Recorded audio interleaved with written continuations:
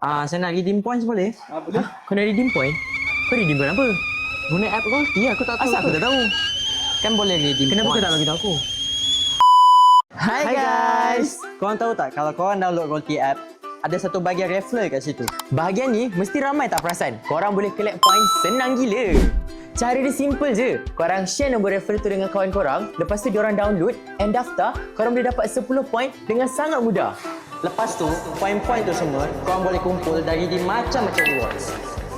Apa reward-reward dia? Rewards je, korang boleh dapat free drinks, voucher, discount, special promos dan banyak lagi. So, kalau korang dah ada app Rollty, jangan lupa untuk share nombor referral korang dengan kawan-kawan. Makin ramai yang join, makin banyak points yang korang dapat. Download sekarang sama ada di App Store atau Google Play. Sekarang.